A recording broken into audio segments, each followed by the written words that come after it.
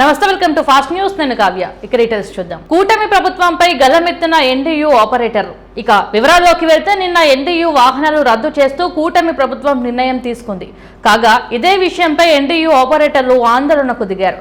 కుట్రపూరితంగా ఎన్డీయూ వాహనాలు రద్దుతో తమ ఉపాధి కోల్పోతున్నామంటూ కర్నూలు కలెక్టరేట్ ఎదురుగా ఎన్డీయూ ఆపరేటర్లు ఆందోళనకు దిగారు. మంత్రులు తమని రేషన్ దొంగలుగా చూడటం సరైనది కాదంటూ ఆగ్రహం వ్యక్తం చేశారు. గత ప్రభుత్వ హయాంలో లాగా ఎన్డీయూ వాహనాలను కొనసాగించాలని కలెక్టరేట్ ఎదురుగా ఆందోళనకు దిగారు. ఎన్డీయూ వాహనదారులను కొనసాగించి ఉద్యోగ భద్రత కల్పించాలని డిమాండ్ చేస్తూ కర్నూలు కలెక్టరేట్ ఎదురుగా ఎన్డీయూ ఆపరేటర్లు ఆందోళన చేశారు. మేము రాష్ట్రంలో పనిచేస్తున్న సివిల్ సప్లైలో పనిచేస్తున్న ఎండి ఆపరేటర్స్ దాంట్లో ఉన్నాము. సివిల్ సప్లైలో ఏం లేదు సార్, నిన్న జరిగిన కేబినెట్ లో మన మంత్రివర్యులు నాదెండ్ల మనోహర్ గారు ప్లస్ ఈ కేబినెట్ మంత్రులందరూ కలిసి ఒక ఇది ఇచ్చారు సార్. ఎండి వ్యవస్థని రద్దు చేస్తున్నాము, దీనివల్ల ఏదో అవకతవకలు జరుగుతున్నాయని చెప్పి మమ్మల్ని రద్దు చేస్తున్నట్టు ప్రకటించారు సార్. మేము మీ ద్వారా, మీ మీడియా ద్వారా మా బాధలు తెలుపుకోవడానికి వచ్చాం సార్. ఇక్కడికి ఏం లేదు, మా వల్ల ఏదో నష్టం జరిగిపోతుంది అని చెప్తున్నారే కానీ ఎక్కడ నష్టం జరిగినట్టు దాఖలాలు అయితే లేవు. ఎవరో ఒకరు చేస్తున్నారంటున్నారు. ఎవరో ఒకరు చేస్తే వాళ్ళని ఒకరిని తీసేసి వేరే వాళ్ళని అపాయింట్ చేసి వ్యవస్థను నడిపిస్తే బాగుంటుందని మా అభిప్రాయం. ఇట్లా ఉన్న పలంగా మా 9,260 మందిని ప్లస్ మాకు సంబంధించిన హెల్పర్స్ ని ఉన్న పలంగా 18,000 పైచీలకు మందిని ఉన్న పలంగా రోడ్డు మీదకి వదిలేస్తే మా పరిస్థితి, మా భార్య పిల్లల పరిస్థితి చాలా ఆందోళనకరంగా ఉంటుంది.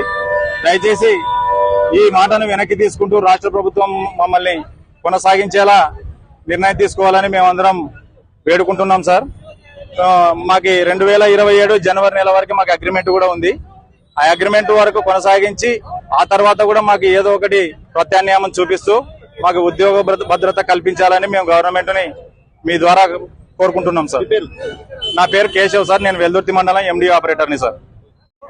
ఎండియూ వ్యవస్థను ప్రారంభించారు.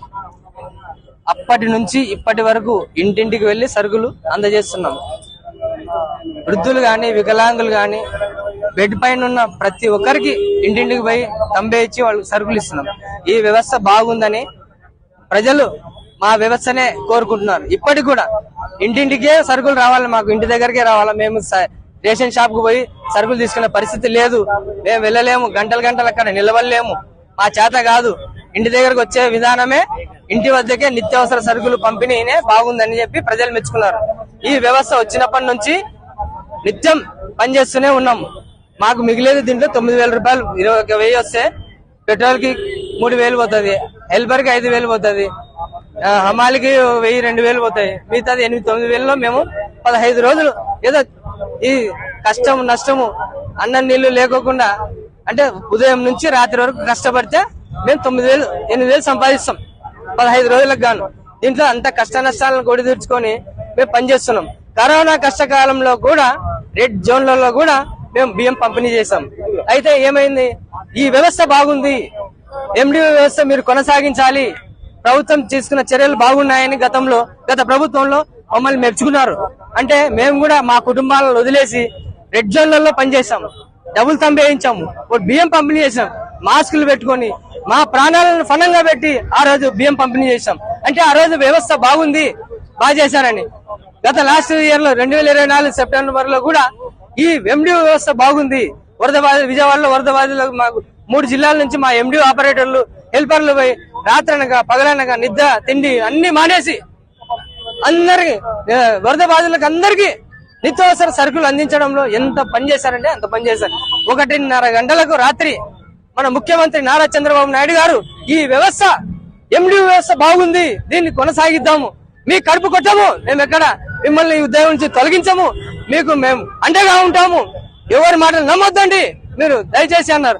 ఆ రోజు చెప్పిన మాటలు ఈ రోజు ఎందుకు చెప్పడం లేదు? అర్ధాంతరంగా మీ ఈ వ్యవస్థ ద్వారా నిత్యావసర సరుకులు పక్కదారి పడుతున్నాయని చెప్తున్నారు. ఇదైతే దీంట్లో ఏమాత్రం వాస్తవం లేదు. ఎందుకంటే సరుకులు అందిస్తున్నాం, ఇంటి వద్దకే వెళ్లి సరుకులు అందిస్తున్నాం.